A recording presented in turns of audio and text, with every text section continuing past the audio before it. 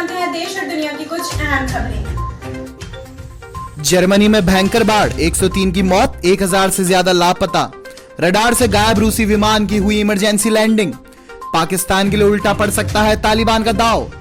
देश के कई हिस्सों में भारी बारिश का अनुमान। कोरोना वैक्सीन की दूसरी खुराक है जरूरी। टिकट काउंटर पर रेल मंत्री ने ली सेल्फी, ट्विटर पर ट्रोल। मां बाप के आर्थिक हालात पर बैंक नहीं रोक सकते एजुकेशनल लोन। सिंधिया के बीजेपी में जाने पर राहुल गांधी ने साधा निशाना। पंजाब कांग्रेस में कलह, सिद्धू को मिली कमान तो बागी होंगे कैप्टन। 45 लाख रुपए चंदा जुटाकर राजस्थान के किसानों ने बना डाला 2050 फुट लंबा बांध। और अब जानते हैं खबरें विस्तार से। बरसों बाद जर्मनी बाढ़ से इस कदर बेहाल है। देश के पश्चिमी हिस्से में भयंकर बाढ़ ने जहां कम से कम 103 लोगों की जान ले ली है, तो वहीं 1000 से अधिक लोग लापता बताए जा रहे हैं। इस बीच एक और बांध में दरार आने से संकट बढ़ता जा रहा है।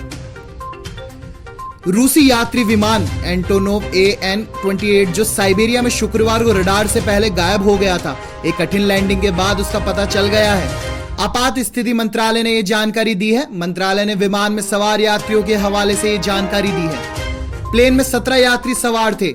आपको बता दें कि इंटरफैक्स और TSS समाचार एजेंसियों ने विमान में लापता होने की जानकारी देते हुए पहले कहा था कि विमान में 13 लोग थे, जबकि RIA नोवस्ती एजेंसी ने कहा कि 17 लोग थे। हालांकि अभी तक यात्रियों की सुरक्षित होने की बात को लेकर अभी तक कुछ भी आधिकारिक जानकारी नहीं दी गई है। अफगानिस्तान पर कब्जा जमाने में तालिबान की मदद कर रहे पाकिस्तान के लिए दांव उल्टा पड़ सकता है। पाकिस्तान की ज्यादतियों से परेशान पश्तून आजादी की फिराक में हैं और यह उनके लिए अच्छा मौका हो सकता है। अंतर्राष्ट्रीय अधिकार और सुरक्षा समूह IFFRS नाम के एक थिंक टैंक ने यह चेतावनी दी है। थिंक टैंक ने कहा कि पाकिस्तान में पश्तूनों की आबादी करीब 3.5 करोड़ है, जो डुरांड लाइन जो उनके राष्ट्र का विभाजन करता है हमेशा दुखती लग रहा है। ऐसे में अफगानिस्तान के पश्तूनी तालिबानियों का साथ पाकर यह पाकिस्तान के गले की हड्डी बन सकता है। भारत मौसम विज्ञान विभाग IMD ने शुक्रवार को कहा कि दक्षिण पश्चिम मानसून से फिर से सक्रिय होने के बाद उत्तरी क्षेत्र सहित देश के कई हिस्सों में अगले 6-7 दिनों में बहुत भारी बारिश होगी। विभाग ने कहा कि 17 से 20 जुलाई तक पश्चिमी हिमालय क्षेत्र और उत्तर प्रदेश में बहुत भारी बारिश का अनुमान है। उसने कहा कि 18 से 20 जुलाई तक पंजाब, हरियाणा, पूर्वी राजस्थान और उत्तरी मध्य प्रदेश में भी भारी बारिश होने का अनुमान है। इसके अलावा 18 जुलाई को दिल्ली में भारी बारिश की संभावना है। कोरोना रोधी टीका लगाने के बाद संक्रमण भले ही हो जाए, लेकिन मौत का खतरा 95% तक कम हो जाता है। पूर्व में हुए अध्ययनों में इस बात की पुष्टि हो चुकी है, लेकिन एक और ऐसा अध्ययन सामने आया है। यह अध्ययन तमिलनाडु के पुलिस कर्मियों पर किया गया है। पुलिस कर्मियों को कोरोना संक्रमण के लिहाज से उच्च जोखिम वाले समूह में माना जाता है। प्रधानमंत्री नरेंद्र मोदी ने पूर्ण विकसित गांधीनगर रेलवे स्टेशन का शुक्रवार को वर्चुअल रूप से उद्घाटन किया।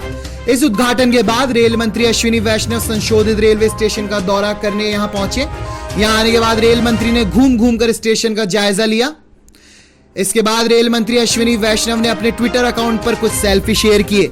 एक तस्वीर को शेयर करते हुए रेल मंत्री ने लिखा कि गांधीनगर कैपिटल रेलवे स्टेशन देश के एस्पायरेशंस को और प्रधानमंत्री के सपनों को साकार करने वाला प्रोजेक्ट है।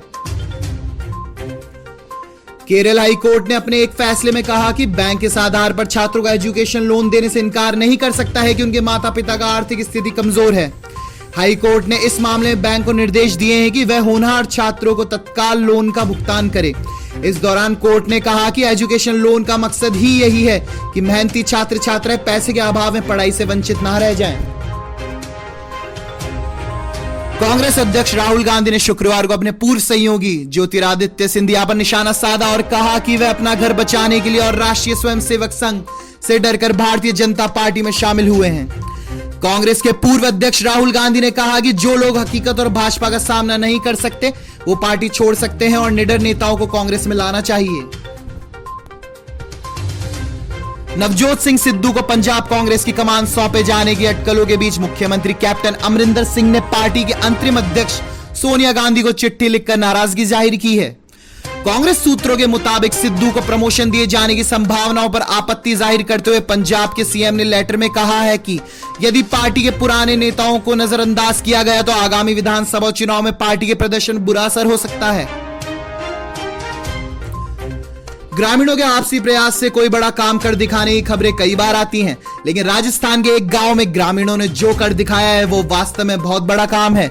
यहां बूंदी जिले में 13 जिलों के किसानों ने मिलकर 45 लाख रुपए जुटाए 2050 फुट लंबे बांध का निर्माण कर डाला। ग्रामीणों ने इसके लिए खुद दिन रात मेहनत की और सिर्फ 29 दिन में इस बांध को बना डाला। करीब 80 फुट चौड़ा और 29 फुट लंबा ये बांध बामन ग्राम पंचायत में बनाया गया है। सबसे खास बात यह है कि इसमें एक भी पैसे की सरकारी मदद नहीं ली गई है। पैसे और मेहनत के साथ साथ किसानों ने इस बांध के लिए करीब 350 बीघा खेत भी दे दिए। अब इस बांध की बदौलत यहां ग्राउंड वाटर लेवल मेंटेन रहेगा। जम्मू कश्मीर में आतंकवादियों ने एक भारतीय जनता पार्टी के एक नेता के बेटे को गोली मार दी है। घटना कुपवाड़ा जिले की है। न्यूज एजेंसी पीटीआई के मुताबिक बीजेपी के जिला अध्यक्ष मोहम्मद शफी के बेटे आमिर अहमद पर आतंकियों ने यह फायरिंग की है। कुपवाड़ा के गुलगांव में आतंकियों ने आमिर अहमद को गोली मारी है। गोली लगने से आमिर अहमद गंभीर रूप से घायल हो गए हैं। आमिर अहमद का इलाज के लिए कुपवाड़ा जिला अस्पताल में भर्ती कराया गया है। फिलहाल आमिर अहमद की हालत स्थिर बताई जा रही है। कोविड-19 का कहर अभी खत्म नहीं हुआ है। पिछले कुछ दिनों में देश के अंदर कोरोना के केस में कुछ कमी जरूर आई है, जिसके बाद कुछ राज्यों की सरकारों ने अपने यहां लगाए गए प्रतिबंधों से थोड़ी छूट भी दी है। लेकिन छूट मिलने के बाद कई राज्यों में लोगों की भारी भीड़ देखी गई है और भीड़ के बीच कोरोना गाइडलाइंस के उल्लंघन की तस्वीरें भी नजर आई हैं। विशेषज्ञों ने आगाह किया है कि अगर भीड़ ने कोरोना नियमों को ऐसे ही नजरअंदाज किया तो कोरोना की तीसरी लहर जल्द ही आ सकती है। कोरोना के प्रकोप को देखते हुए राजस्थान के अशोक गहलोत सरकार ने कुछ अहम फैसले लिए हैं। कोरोना संक्रमण के प्रभाव को देखते हुए राज्य में नई गाइडलाइंस जारी की गई है। नीति आयोग स्वास्थ्य के सदस्य वीके पॉल ने शुक्रवार को कहा कि विश्व स्वास्थ्य संगठन द्वारा हाल ही में जारी की गई कोविड-19 महामारी की तीसरी लहर के बारे में चेतावनी वैश्विक स्थिति के लिए है। चेतावनी तीसरी लहर के संभावित प्रभाव की तरह इशारा कर रही है। उन्होंने कहा कि WHO के उत्तर और दक्षिण अमेरिकी क्षेत्रों को छोड़कर अन्य सभी WHO क्षेत्र अच्छे से बुरे और बुरे से बदतर की ओर बढ़ रहे हैं। दुनिया तीसरी लहर की ओर बढ़ रही है और ये एक सच्चाई है। कर्नाटक के मुख्यमंत्री बीएस येदियुरप्पा ने शुक्रवार को दिल्ली में कर्नाटक के मुख्यमंत्री बीएस येदियुरप्पा ने शुक्रवार को दिल्ली में प्रधानमंत्री नरेंद्र मोदी से मुलाकात की। बैठक के बाद सीएम ने कहा कि पीएम ने ज्यादातर कर्नाटक के विकास कार्यों के बारे में बात की। येदियुरप्पा 2 दिवसीय दिल्ली दौरे पर हैं। उनके केंद्र सरकार के वरिष्ठ मंत्रियों और भारतीय जनता पार्टी के राष्ट्रीय नेतृत्व से मिलने की उम्मीद है। देश के सबसे दौलतमंद कारोबारी मुकेश अंबानी की company Reliance retail ventures limited RRVL ने जस्ट डायल लिमिटेड के अधिग्रहण की घोषणा की है। कंपनी जस्ट डायल में 40.95% हिस्सेदारी के लिए 3,497 करोड़ रुपए निवेश करेगी। इसके अलावा कंपनी 26% हिस्सेदारी के लिए ओपन ऑफर लेकर आएगी। इस तरह रिलायंस रिटेल की जस्ट डायल में कुल हिस्सेदारी 66.95% हो जाएगी। केंद्र के अस्थायी कर्मचारी अपने घर के सपने को पूरा करना चाहते हैं तो सरकार से मदद मिल जाएगी। दरअसल केंद्र सरकार स्थायी कर्मचारियों को घर बनवाने या रिकंस्ट्रक्शन के लिए हाउस बिल्डिंग एडवांस HBA देती है। हाउस बिल्डिंग एडवांस केंद्र सरकार के अस्थायी कर्मचारियों के लिए भी होता है। टाटानगर समेत चक्रधरपुर मंडल के 23,000 रेल कर्मचारियों पर अगस्त में रुपयों की बौछार होगी। रेल कर्मियों को अगस्त के वेतन के साथ 2020 से बकाया DA के साथ बढ़कर HRA और वर्दी भत्ता मिलेगा। इसके अलावा वेतन राशि में वार्षिक बढ़ोतरी होगी।